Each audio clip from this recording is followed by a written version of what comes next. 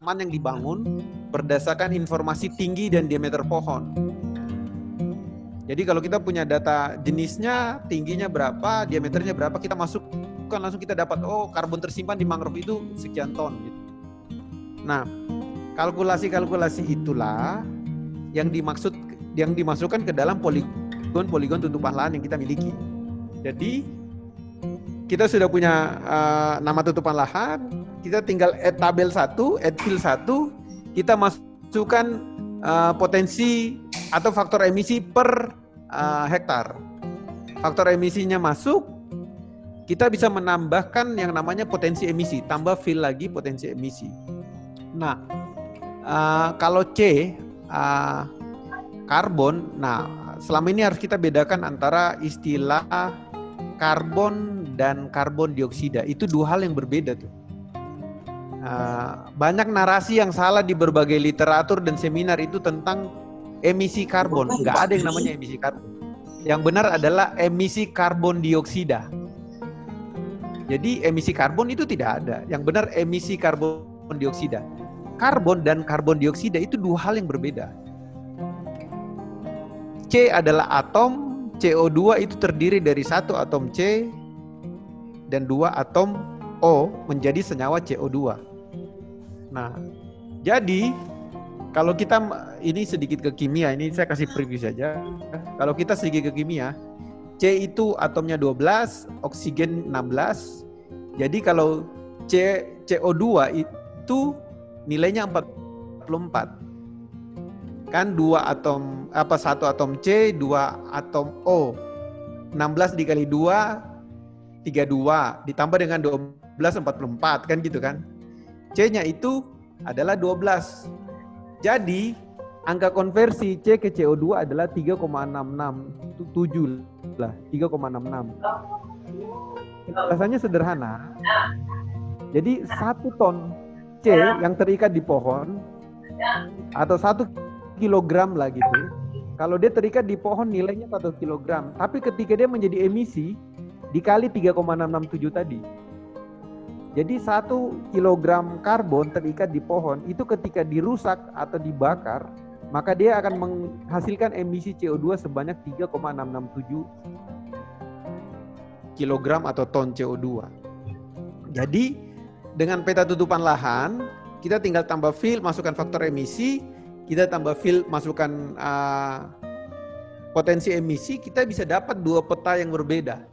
Satu adalah peta stok karbon, artinya yang terikat di tutupan lahannya, dan satu adalah peta potensi emisi, adalah banyaknya karbon dioksida yang terlepas ketika terjadi perubahan tutupan lahan. Nah, kita bisa tambah fill lagi satu. Fillnya tentang apa? Kerugian lingkungan. Nanti tak bagikan permennya. Ada Permenhub nomor 36 tahun 2009 tentang besarnya nilai CO2. Itu ada nilai rupiahnya dalam dolar itu.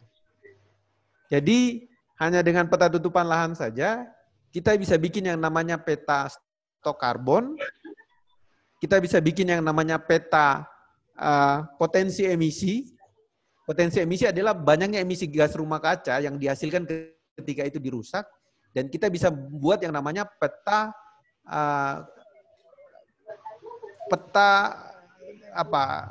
nilai lingkungan, itu nilai kerusakan lingkungan. Jadi karbon yang tersimpan di tutupan lahan itu kita bisa menilai dia secara ekonomi tuh, berapa rupiah, berapa dolar nilainya. Jadi kalau misalnya mangrove yang Om Barun kemarin petakan, sekarang tutupannya segini, besoknya dirubah menjadi apa, itu kita bisa langsung menghitung, itu sekian juta, sekian miliar kerugian lingkungannya. Jadi semudah itu saja. Nanti tak bagilah literaturnya. Nah, kebetulan saya mendalami itu karena dokumen gas rumah kaca, penurunan emisi gas rumah kaca Papua Barat itu saya yang ketua timnya. Jadi saya tahu metodologi lah. Akhirnya, enaknya metodologinya ini adalah metodologinya sudah berlaku internasional. Jadi kita tidak sifatnya trial and error, tapi memang terstandarisasi internasional yang di UNFCCC, United Nations Framework Convention on Climate Change. Itu. Oke, Itu siap, Om. pengantar awal sih. Jadi yang kawan-kawan butuhkan cuma kalau belum punya faktor emisi kan ukuran langsung tuh. Yang penting punya luas tutupan lahan, nanti masukin datanya udah. Masukkan faktor emisi, misalnya faktor emisi mangrove-nya berapa, pemukimannya berapa, faktor emisi tanah terbukanya berapa, padang rumput berapa, itu sudah ada ketetapannya. Jadi tinggal dimasukkan, dikali dengan luas, udah dapat tuh berapa stok karbonnya. Nanti dalam menyajikan pewarnaannya dibikin gradasi dari tua ke muda. Misalnya hijau tua itu hutan primer, nanti semakin muda, nanti warnanya semakin terang. Gitu kira-kira. Yang menarik Pengantar yang menarik yang dari mangrove ini kan satu sisi adalah dia karbon trade-nya tuh, Om ya. Tapi satu sisi lagi kan kita juga punya studi, ini mohon dikoreksi kalau saya keliru ya, karena saya bukan orang kehutanan, bukan orang biologi. Mangrove itu kan dikenal sebagai tanaman, semua tanaman seperti itu yang menghasilkan oksigen ya sebetulnya.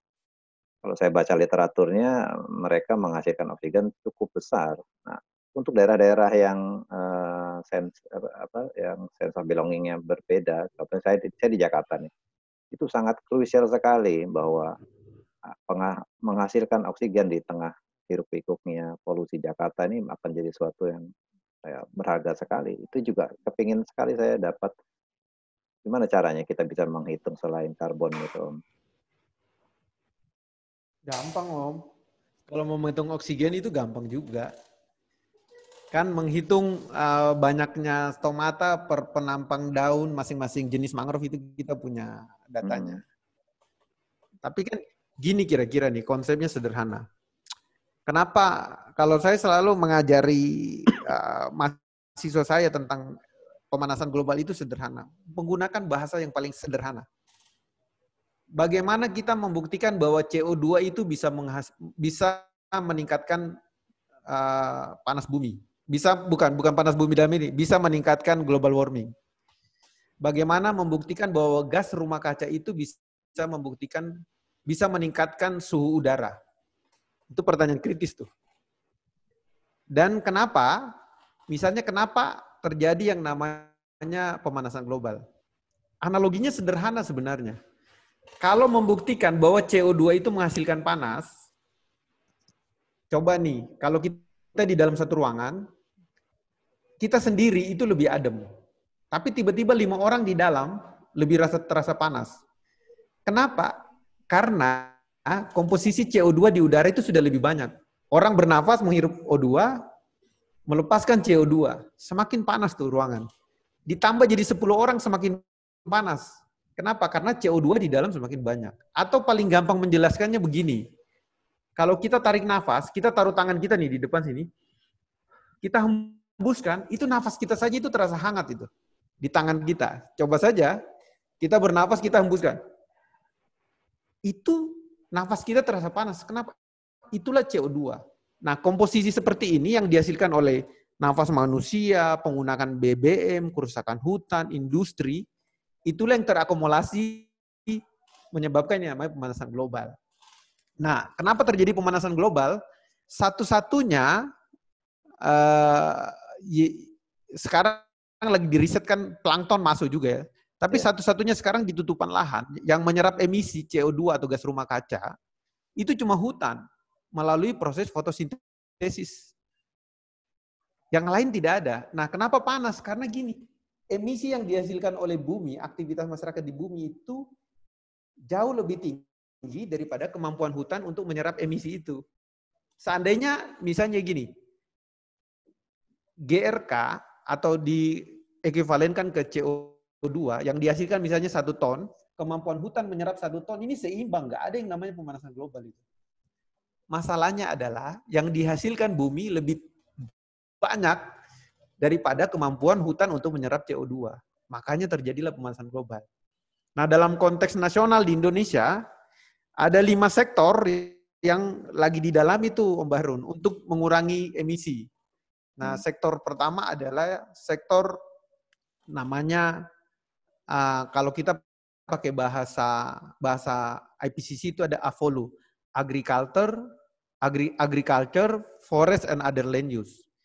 Jadi kehutanan, pertanian dan penggunaan lahan itu dimasukkan dalam satu bidang. Kemudian ada lagi yang namanya bidang yang namanya industri pengolahan. Kemudian ada yang lagi namanya energi. Ada yang lagi namanya sampah. Nah, semua itu punya kontribusi. Nah, kita mungkin tidak menyadari, misalnya nih, kita menggunakan BBM. 1 liter bensin itu emisi gas rumah kacanya itu sekitar 2,67. Saya tidak pasti, mahasiswa saya ada riset, nanti tak share. Itu sekitar 2,67 kilogram ton CO2. Itu per liter bensin tuh. Begitu juga solar sekitar 2,3, saya lupa persis. Nah, kalau dibangun kesadaran nih, kita menghitung dan kita bernafas ini tiap jam itu kita menghasilkan 39,6 gram CO2. Bernafas nih. Kita tinggal hitung saja, kita sudah berapa lama hidup, dikalikan akan keluar berapa ton CO2 yang kita hasilkan dari pernafasan kita saja. Belum lagi BBM kita. Kalau semua menyadari bahwa berapa banyak GRK yang kita hasilkan dari aktivitas pribadi, gantinya apa? Tanam pohon sebenarnya. Tinggal tanam pohon, kita bisa menghitung, oh pohon dengan diameter segini sudah bisa menyerap emisi pribadi kita. Kalau semua gerakan ini dibangun seluruh dunia, tidak ada lagi yang namanya pemanasan global. Nah, kenapa terjadi pemanasan yang tadi saya bilang? Karena besarnya emisi gas rumah kaca yang dihasilkan oleh manusia bumi itu tidak sama dengan kemampuan hutan untuk menyerap emisi itu. Itu sih Om Bahrun. Ya, betul Om. Semuanya kan ujungnya adalah keseimbangan saja yang kadang-kadang tidak disadari. Kesadaran tentang itu yang hilang dan kita bisa melakukannya dengan